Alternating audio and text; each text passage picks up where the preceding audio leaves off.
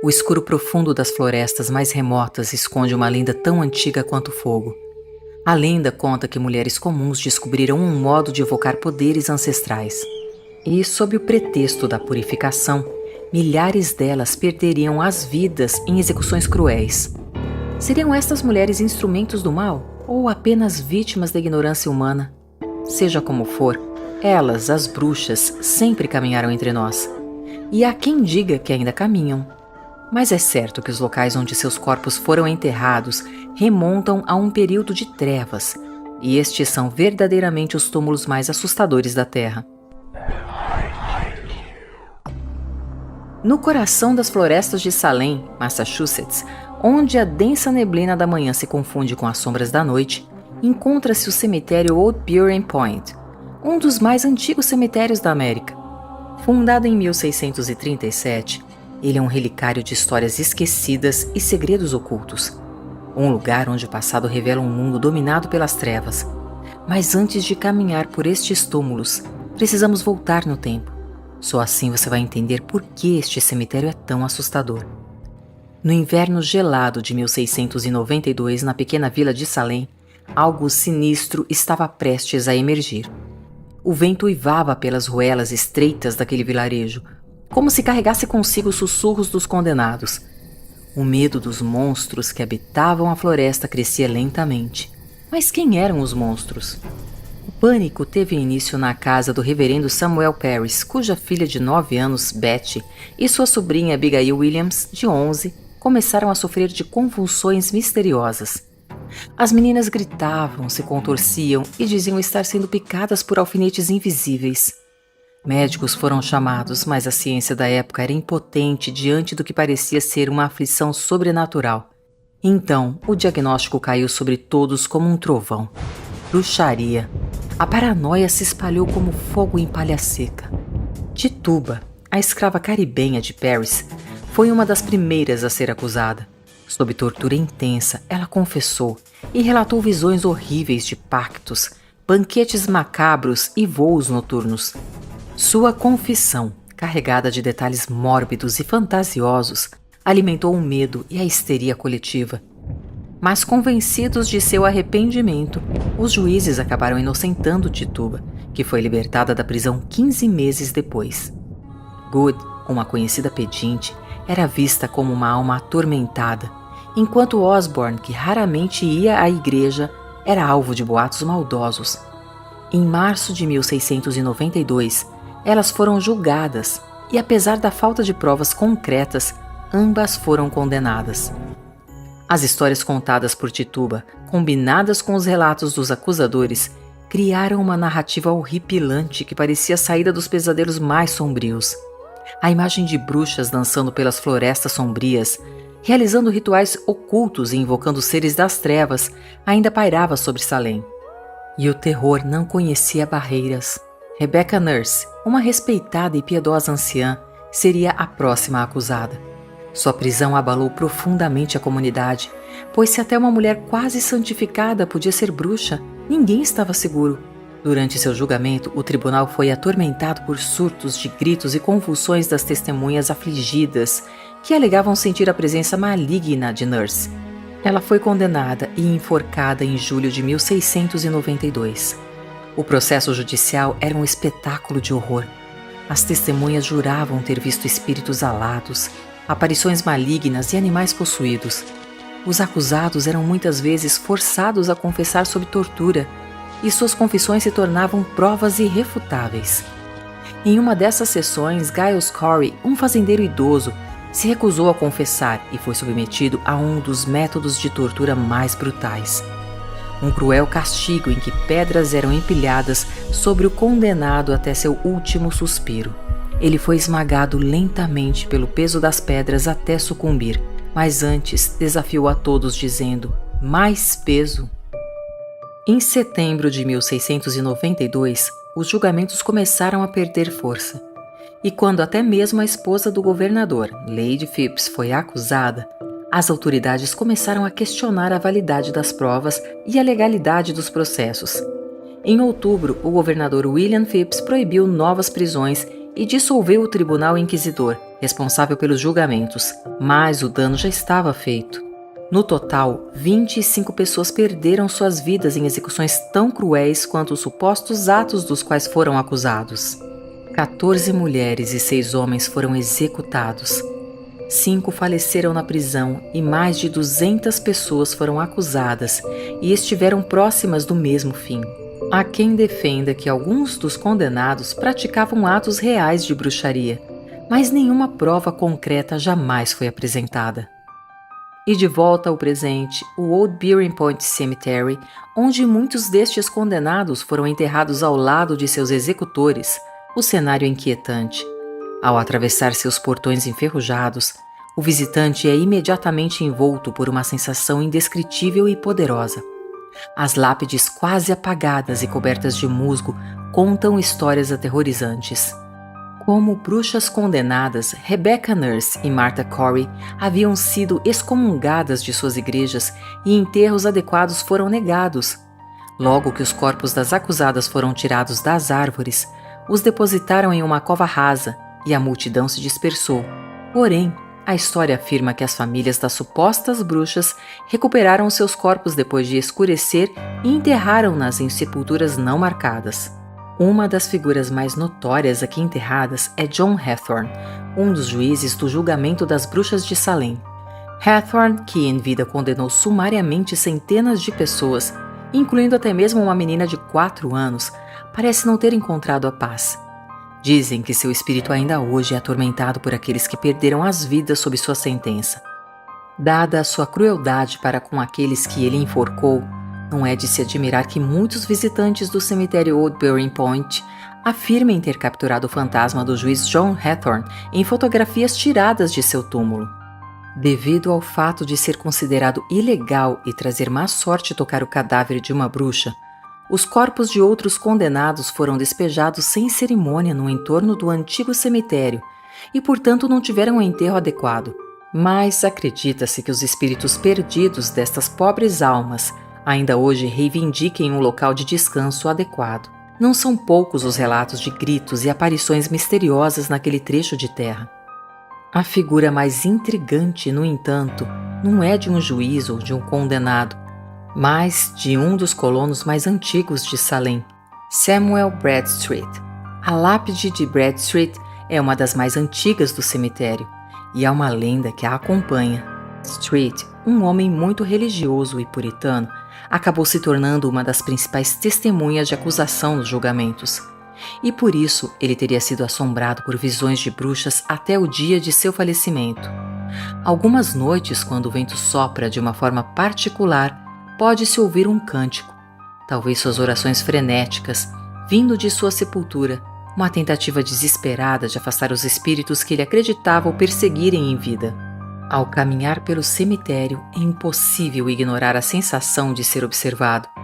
Alguns dizem que é a presença de Anna Putnam, uma das principais acusadoras durante os julgamentos, e consumida pelo remorso, retorna para vigiar os túmulos daqueles que ajudou a condenar. Sua figura fantasmagórica, envolta em um véu negro, é vista frequentemente de pé, imóvel, entre as lápides, os olhos vazios fixos em algo que só ela pode ver. Neste antigo cemitério em Nova Orleans, um túmulo se destaca de todos os outros, e diferentemente do que aconteceu em Salem, ao que tudo indica, aqui jaz uma verdadeira bruxa.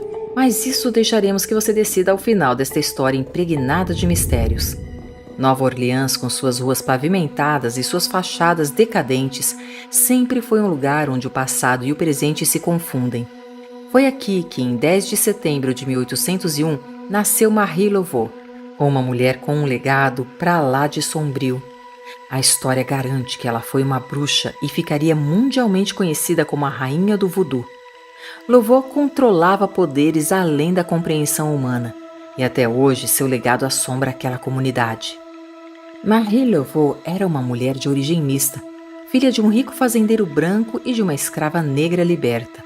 Crescendo em uma cidade onde culturas africanas, francesas e espanholas se misturavam, Marie aprendeu desde cedo as artes do voodoo, uma religião que combinava elementos do catolicismo com crenças e rituais africanos. Ela se casou com Jacques Parry, um imigrante haitiano, mas ele desapareceu misteriosamente poucos anos depois, deixando Marie viúva com 2 filhas pequenas.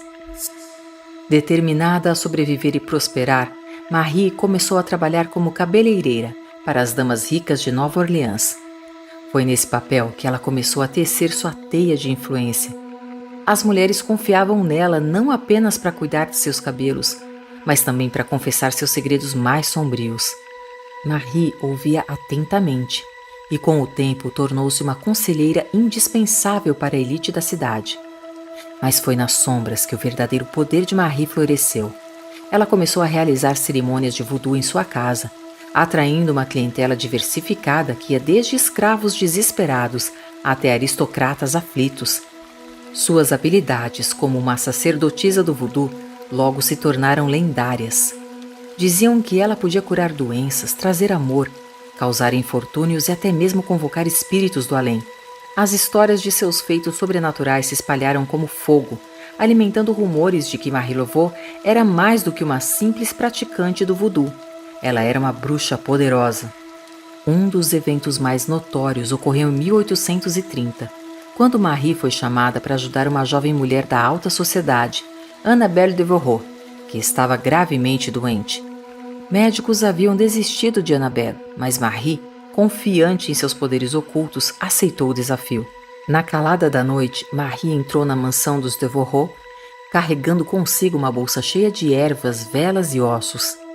Ela passou horas no quarto de Annabelle, murmurando cânticos e realizando rituais que pareciam envolver tanto preces quanto feitiços.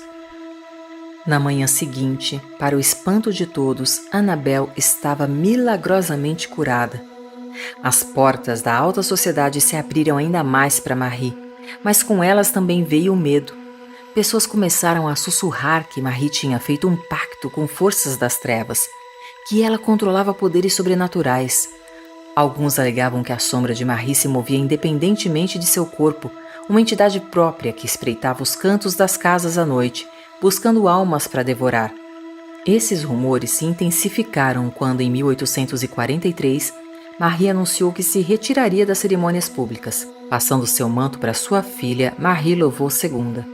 A jovem Marie Laveau II era uma figura ainda mais enigmática, conhecida por realizar rituais mais audaciosos e perigosos.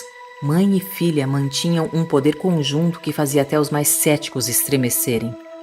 Muitos acreditavam que as duas eram a mesma pessoa, que Marie Laveau havia encontrado um meio de transferir sua consciência para sua filha, perpetuando seu poder e influência. O cemitério de Saint-Louis número 1, onde Marie foi enterrada em 16 de junho de 1881, tornou-se um local de peregrinação para aqueles que buscavam seus favores ou que desejavam desfazer maldições.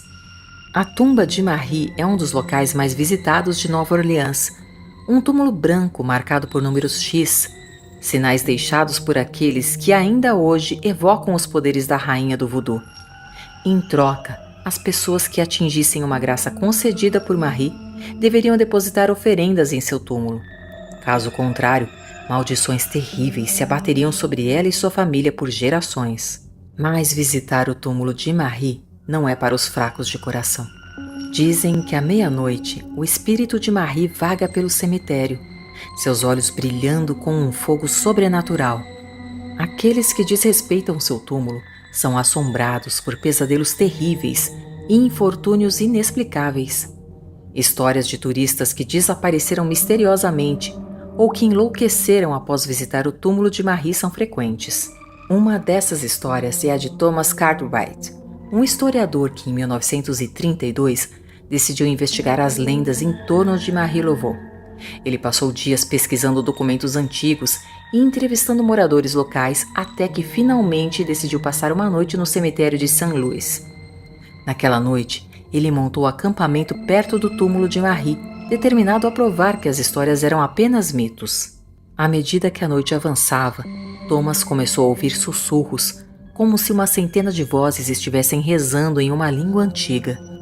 Ele tentou ignorá-los, mas os sussurros ficaram mais altos, transformando-se em gritos angustiados.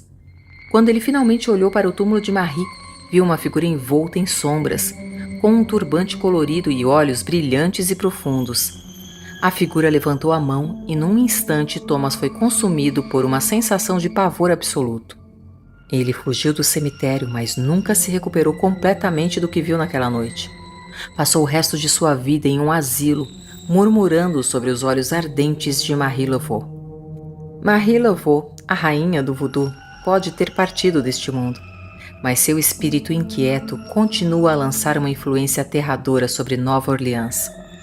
E se bruxas existem no mundo real, Marie certamente está entre elas.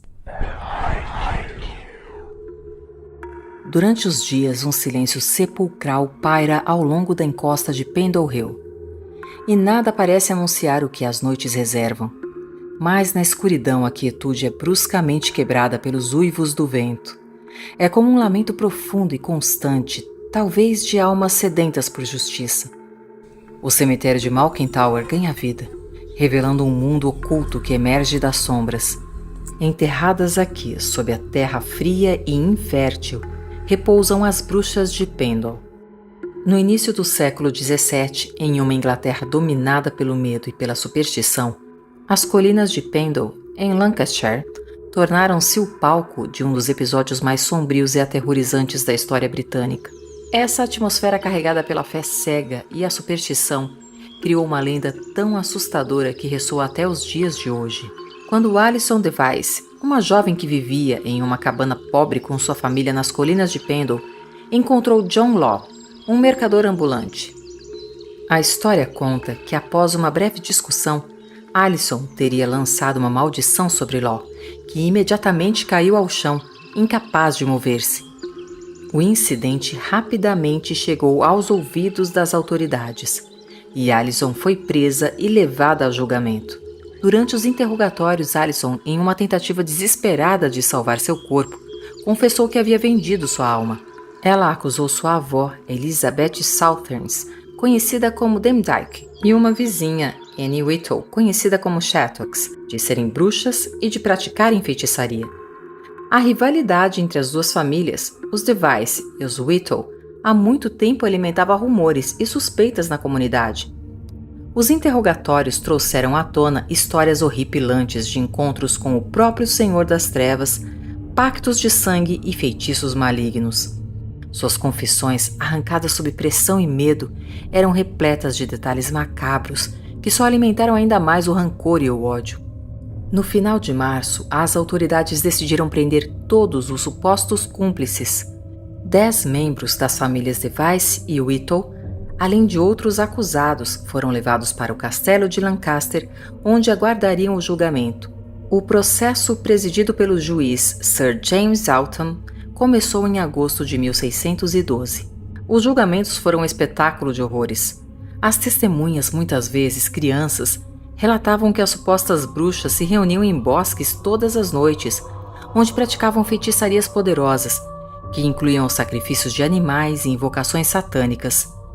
James Device, o irmão de Alison, deu um testemunho que selaria o destino de todas elas. Ele descreveu em detalhes um ritual praticado pelas bruxas em Malkin Tower, a casa dos Device, onde supostamente planejavam tirar a vida de diversos membros da comunidade. As confissões e acusações pintavam um quadro assustador de um verdadeiro covil de bruxas que se reuniam regularmente para adorar os falsos profetas. No entanto, a maioria das provas era baseada em boatos, confissões obtidas sob coerção e o testemunho de crianças. No final, Demdike faleceu na prisão antes de ser julgada, mas todas as outras 10 acusadas foram condenadas à forca. A execução ocorreu em 20 de agosto de 1612. A multidão se reuniu em Lancaster para assistir ao horrível espetáculo. As bruxas, uma a uma, foram penduradas em 10 árvores. E lado a lado seus corpos ficaram expostos por dias, antes de serem enterrados no cemitério de Malkin Tower. E hoje, as lápides desgastadas pelo tempo e pela negligência são testemunhas mudas de um passado tenebroso. Cada pedra carrega nomes que evocam o pavor. Alison Device, Elizabeth Device, Annie Whittle, também conhecida como Chattox, todas repousam neste amaldiçoado pedaço de chão. O coração do cemitério é dominado por uma enorme árvore antiga, cujos galhos tortuosos projetam sombras aterradoras. Relatos afirmam que as noites neste cemitério são dominadas pelos lamentos carregados de dor e sofrimento, enquanto figuras espectrais vagam erraticamente entre as lápides envelhecidas. Reza a lenda que Alison Device, a jovem pobre que teria desencadeado todos os eventos em Pendle, é a presença mais marcante a assombrar este cemitério. Ao longo do tempo, muitas pessoas relataram sentir náuseas e fortes dores de cabeça ao passarem pelo seu túmulo. A julgar por todos os acontecimentos, podemos supor que as almas das bruxas de Pendle jamais descansarão em paz. Elas permanecerão presas entre dois mundos, e seus destinos estarão ligados para sempre ao solo enegrecido de Pendle Hill. As 3 bruxas mais temidas da Terra: maldade ou ignorância? A Idade Média ficaria conhecida na história como a Era das Trevas, um período obscuro, tomado por crenças religiosas que desprezavam o pensamento racional. Não por acaso essa época é tida por muitos como a mais nefasta na história da humanidade. E foi nesse cenário que milhares de pessoas, acusadas de bruxaria e magia negra, muitas vezes sem qualquer prova, foram julgadas e condenadas a execuções cruéis. Os homens e principalmente as mulheres que perderiam a vida nessa acirrada caça às bruxas ainda hoje provocam verdadeiros debates. Estas mulheres seriam bruxas reais, a serviço das trevas, ou meras vítimas da mais pura ignorância? Conheça 3 das mulheres mais temidas da Idade Média e responda a uma simples pergunta: elas eram bruxas? A Maldição de Marnsplit, Dinamarca, 1617. Esta é a cidade de Hybe, a mais antiga da Dinamarca. O badalar dos sinos da igreja ressoando pela triste paisagem remete aos tempos medievais, quando a fé sobrepujava a razão. Entre suas ruas estreitas, cercadas pela densa floresta, o pânico se alastrava no início do século XVII. Em um tempo em que a peste e colheitas ruins assombravam a cidade, as pessoas procuravam culpados. Nessa mesma época, um assunto até então proibido, de repente tornou-se o centro de todas as discussões. Qual era a origem do mal que assolava aquele vilarejo e a própria Dinamarca? E a resposta logo viria à tona: bruxaria. Até então, Marnsplit, nascida em 1600, era uma mulher respeitada naquela comunidade. Sua beleza e habilidade social a tornariam ainda jovem uma das mulheres mais populares e bem-sucedidas de Hybe. Casada com Laure Split, um respeitado alfaiate, Marin administrava habilmente a pousada aberta pelo casal. Os negócios iam de vento em popa, apesar das intempéries que se abatiam sobre a região. Mas a bela mulher tinha outras habilidades que só os mais íntimos conheciam. Ela detinha conhecimentos profundos e até então incompreendidos, a purificação espiritual e a cura pelo poder das ervas. Um legado de família que Marin orgulhosamente carregava. No entanto, estes conhecimentos milenares, e que antes eram vistos como uma dádiva divina, agora eram olhados com suspeita e desconfiança. E não levaria muito tempo para que culminassem em terríveis acusações, até a sua própria ruína. A primeira acusação contra Marin havia ocorrido ainda em sua adolescência. Em uma noite no ano de 1616, Marin, então com 16 anos, foi vista caminhando em um bosque escuro e denso ao redor do vilarejo, onde uma mulher afirmou ter presenciado uma cena chocante. Segundo seu testemunho, Marin desenhou estranhos círculos no solo e, após um ritual assustador, ela teria sacrificado uma galinha no centro deste círculo. A mulher descreveu aquilo como um evidente ritual de magia negra. Quando confrontada, Marin confirmou que frequentava o bosque para praticar rituais de purificação, porém negou ter sacrificado qualquer animal. Embora a história tenha se alastrado pela cidade, logo descobriu-se que a mesma mulher que havia acusado Marin e que era tida como uma fanática religiosa, já havia feito acusações semelhantes contra outras mulheres. E assim a acusação foi desacreditada e esquecida prontamente. Porém, a verdadeira desgraça teve início no ano de 1635. As planícies baixas do Haib foram assoladas por longos invernos e verões chuvosos, causando inundações que destruíram as lavouras. Lahuids e Marin Split resistiram bem à recessão, oferecendo em sua pousada abrigo barato para os menos afortunados. Mas justamente sua caridade atrairia à pousada um homem rancoroso e que viria a se tornar o maior algoz de Marin. Vindo de uma cidade próxima em busca de trabalho, Diedrich, que também era alfaiate, estava falido e enfrentava desconfiança pelos atos de seu passado. Era sabido que Diedrich agredia sua esposa com frequência e mantinha diversos casos extraconjugais, o que na época representava a completa desonra.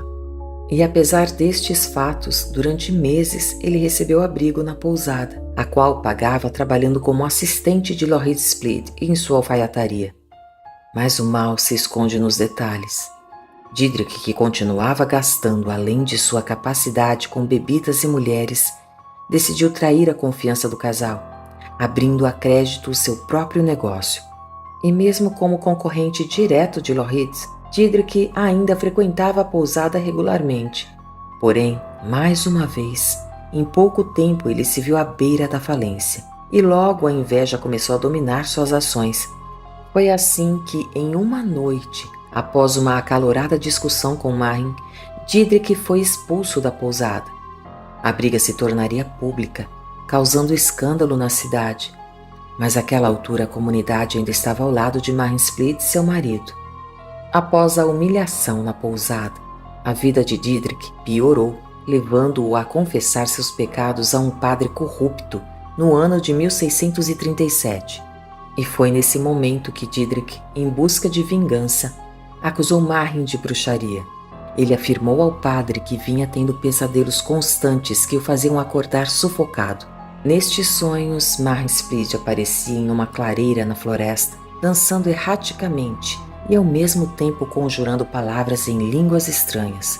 Ele descreveu aquilo como um ritual de magia negra que visava tirar sua vida.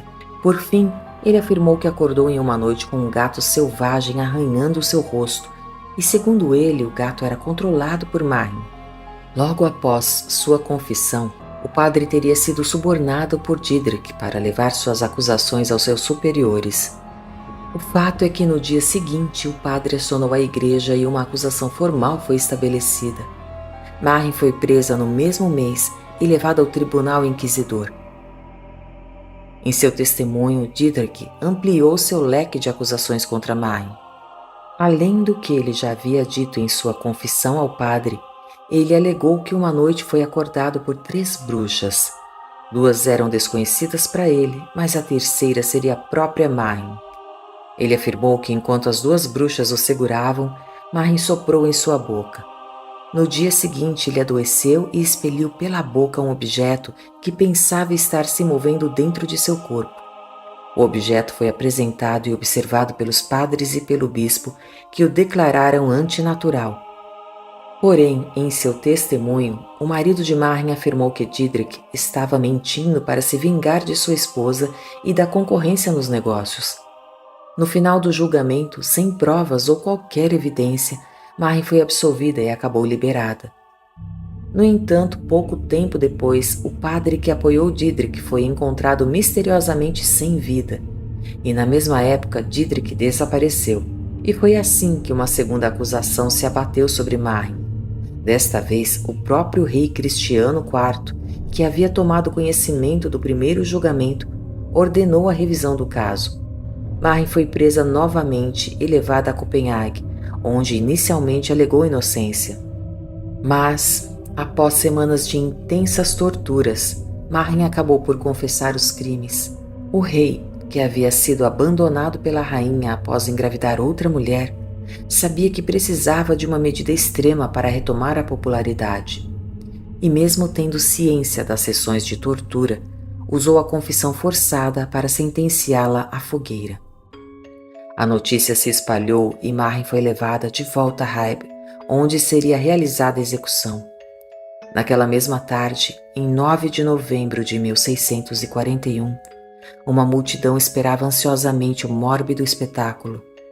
Homens, mulheres e crianças se amontoavam ao redor da pira, onde uma verdadeira bruxa seria queimada. O público em coro repetia a frase: "Queimem a bruxa." A poucos instantes da grotesca execução, Laurits Split se aproximou da esposa consternado e, sem ser notado, colocou uma bolsa de pólvora sob sua blusa para abreviar seu sofrimento. Na fogueira, Marin via com um olhar desesperançoso as crianças da vila sorrindo, excitadas pela ilustre presença do bispo e do próprio rei da Dinamarca.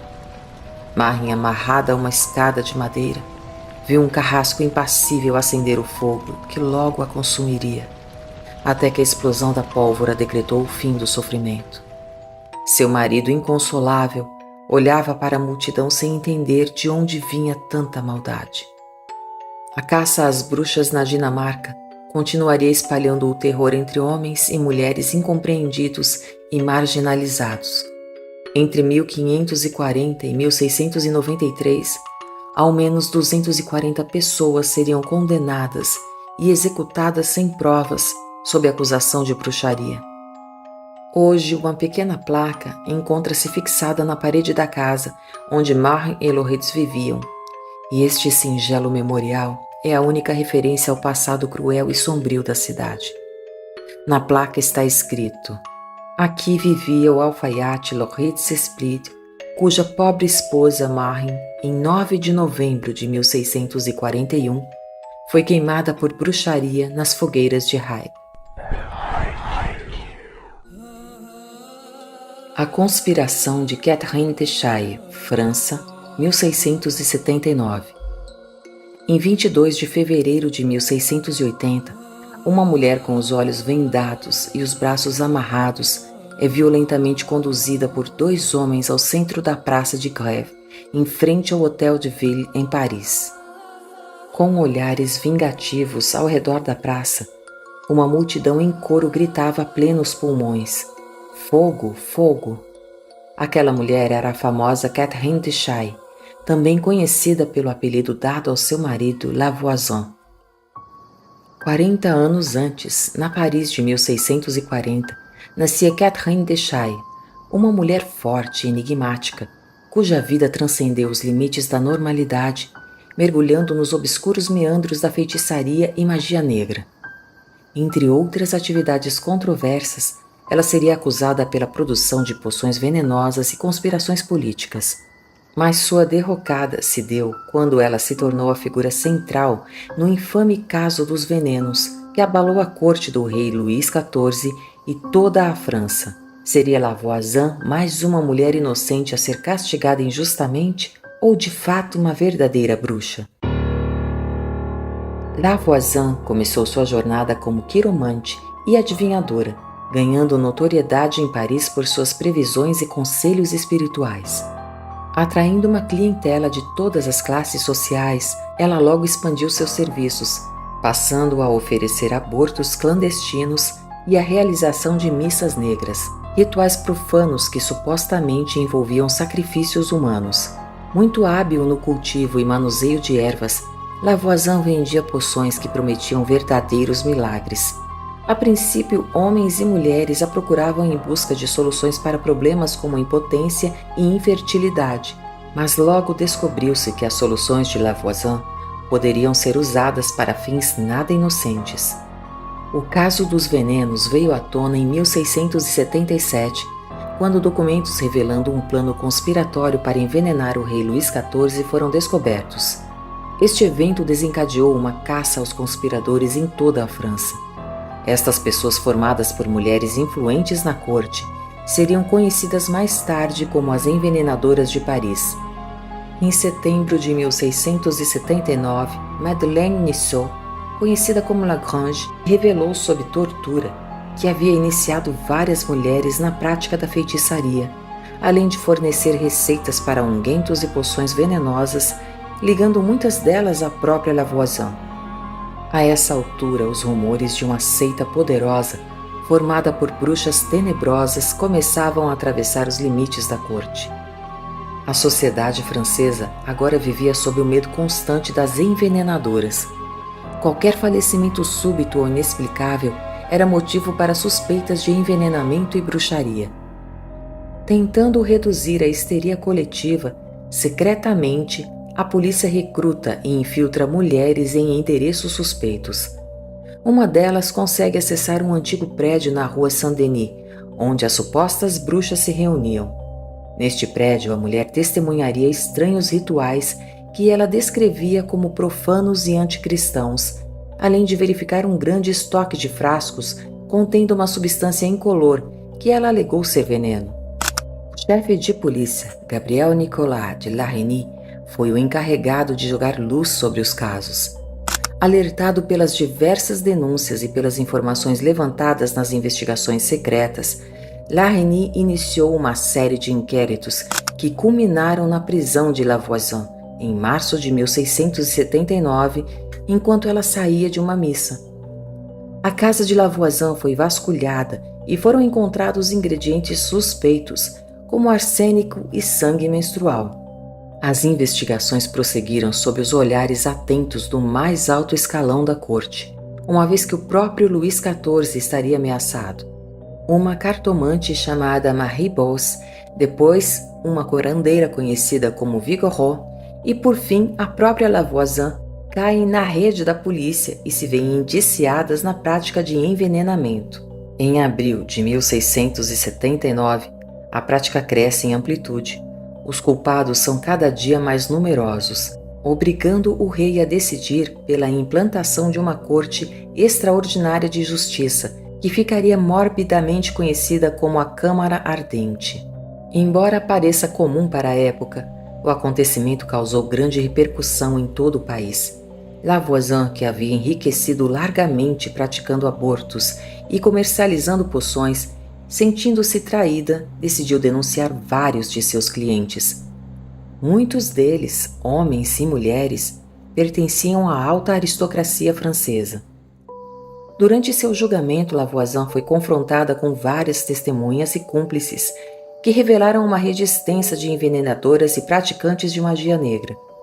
Sob tortura, Lavoisin confessou ter produzido e vendido frascos de veneno a várias mulheres e admitiu sua participação em abortos e missas negras. Marie Bosse e suas cúmplices, incluindo Vigorot, foram submetidas à tortura e eventualmente acabaram executadas em praça pública. Por fim, os depoimentos de Lavoisin atingiram em cheio a alta corte, quando a influente Madame de Montespan, antiga amante do rei, é apontada como a principal instigadora por trás dos planos de envenenamento. Abandonada por Luís XIV, Montespan recorreu a Lavoisin para recuperar o amor do rei ou fazê-lo pagar com a vida, através de poções e feitiçarias. Apesar de suas confissões e do impacto do caso, Madame de Montespan não foi condenada, graças ao perdão real, embora tenha caído em desgraça na corte. Já Catherine de Chaille não teve a mesma sorte. Culpada ou inocente, a crueldade de sua execução seria tão odiosa quanto os crimes que ela teria cometido. Aos 40 anos, humilhada e prostrada, ela foi conduzida à fogueira e recebida com ódio por uma multidão furiosa. Lavoisin foi queimada na Praça de Grève, em 22 de fevereiro de 1680. Conforme as práticas da igreja destinada às mulheres queimadas por bruxaria, as cinzas de Lavoisin foram atiradas ao vento, acreditando que isso dissiparia o mal e evitaria que seu espírito assombrasse a cidade. A inocência de Malin Matsdotter, Suécia, 1675. Em um tempo obscuro, na Suécia do século XVII, após um suposto rapto de crianças e uma série de acusações, a vida de Malin Matsdotter, que também ficaria conhecida como Humbert Malin, tomou um rumo trágico e sombrio. Nascida em 1613 na cidade de Österbotten, na Finlândia, Malin se mudou para Estocolmo na década de 1630, onde trabalhava como empregada doméstica. Em 1638, casou-se com Erik Nilsson, um trabalhador na fabricação de pregos, com quem teve 2 filhas, Ana e Maria. A vida de Malin, no entanto, começou a desmoronar em 1668, quando seu marido foi preso e executado por praticar atos libidinosos com uma vaca, um crime reportado por sua filha Ana, de 13 anos. Após a execução de Eric, Malin casou-se novamente em 1669, mas a relação marcada por constantes brigas logo chegaria ao fim. Agora sozinha e com poucos recursos, Malin passou a viver em total isolamento, trabalhando como lavadeira para sustentar suas duas filhas, Maria e Ana.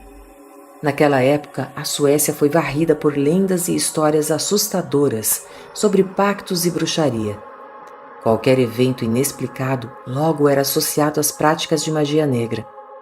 Rapidamente, a histeria e o medo dominaram a população, dando início a uma desenfreada caça às bruxas, onde crianças e adultos eram levados a acreditar em encontros demoníacos e rituais satânicos. Nesta mesma época, 2 meninas desapareceram misteriosamente. Após o alerta de outras crianças, a cidade apavorada se reuniu decidida a enfrentar a bruxa que eles acreditaram ter sequestrado as garotas. E munidos com paus e tochas, homens e mulheres iniciaram uma busca desenfreada pelas florestas que envolviam a cidade. Somente na noite seguinte as crianças foram encontradas, sem ferimentos, escondidas nos galhos de uma árvore. Estas crianças eram Ana e Maria, as filhas de Malin, e a desconfiança logo se abateria sobre ela. Embora suas filhas a princípio não confirmassem, todos davam como certo que Malin era uma bruxa, disposta a usar as próprias filhas em seus rituais na floresta. Na mesma noite, as crianças foram levadas à igreja, sob o pretexto de não estarem seguras em sua própria casa. Anos depois, no dia 25 de julho de 1675, as filhas de Malin foram persuadidas por outras crianças a acusarem sua mãe de bruxaria. Elas alegaram que Malin as levava ao Blácula, o lendário local de encontro das bruxas na mitologia sueca, onde supostamente se encontravam com demônios e outros espíritos malignos. Os relatos diziam que Malin usava um unguento mágico que permitia que ela e suas filhas voassem até Blácula em vassouras ou galhos de árvores. Lá, segundo as acusações, Malin participava de banquetes com o próprio Senhor das Trevas, planejando maldições contra os cristãos e realizando rituais macabros. Em julho de 1676, Malin foi acusada de bruxaria por sua própria filha Maria, agora com 19 anos. Maria alegou que sua mãe a havia levado a Blácula, o sabá das bruxas, onde Satanás aparecia ao lado de Malin, incitando-a a nunca confessar. Durante o julgamento, Malin enfrentou uma série de testemunhos incriminatórios, incluindo depoimentos de crianças que afirmavam ter sido abduzidas por ela para reuniões diabólicas. Sua incapacidade de recitar orações e seu fraco conhecimento religioso, exacerbados por suas dificuldades com a língua sueca, foram vistos como provas de sua aliança com as trevas. E apesar das terríveis sessões de tortura, Malin manteve sua inocência mesmo diante das acusações de suas próprias filhas. Porém, a sua resistência à dor e sua firme negação apenas reforçaram a convicção do tribunal de que ela estava sendo assistida por forças malignas. Em 16 de julho de 1676, Malin foi condenada por unanimidade pelo tribunal. A forma de sua execução foi debatida e a decisão final foi de que ela seria queimada viva, uma punição raramente aplicada na Suécia. A justificativa foi que somente uma execução terrível seria capaz de afugentar quaisquer cúmplices e eliminar definitivamente a bruxaria em Estocolmo. E o fim de Rumper Malin, a alegada bruxa de Estocolmo, foi um show de horrores. No dia da execução, em 5 de agosto de 1676, lhe foi dada uma última chance de confessar seus supostos crimes, o que lhe permitiria uma morte menos dolorosa, sendo decapitada antes de ser queimada. Malin, no entanto, manteve sua posição, negando veementemente qualquer envolvimento com bruxaria. Uma comitiva se dirigiu à Praça de Rotorget, em Estocolmo, palco do funesto espetáculo. Conduzida pelo carrasco, Malin surgiu impassível entre os populares que a hostilizavam fervorosamente. Durante todo o percurso, ela manteve a cabeça erguida, encarando com olhar sereno aquelas pessoas que amavam o ódio em nome do amor. Ao seu lado estava Anna Simonsdóttir, que por ter confessado a prática de bruxaria, seria decapitada antes de ir à fogueira. A firmeza e a dignidade com que Malin enfrentou sua execução foram notáveis. Relatos dizem que ela subiu ao cadafalso sem demonstrar medo, conversando calmamente com seu carrasco enquanto era acorrentada. Em seus últimos momentos, Malin declarou sua inocência uma última vez, quando uma de suas filhas, que havia testemunhado contra ela, implorou para que confessasse e salvasse sua alma. Malin respondeu com uma maldição, entregando sua filha às trevas e amaldiçoando-a por toda a eternidade. Após essa declaração, o fogo foi aceso e Malin sucumbiu lentamente, sem qualquer demonstração de dor, um fato que os inquisidores afirmariam ser a prova cabal de sua culpa, mas muitas pessoas acreditam ser apenas o último ato de bravura de uma mulher que recusou-se a ajoelhar diante de um regime cruel e confessar os pecados que jamais cometeu. Se você gosta do nosso trabalho, considere apoiar o canal, tornando-se membro ou contribuindo via LivePix. Os links estão fixados nos comentários e na descrição do vídeo. Esperamos vê-los em breve. Até lá!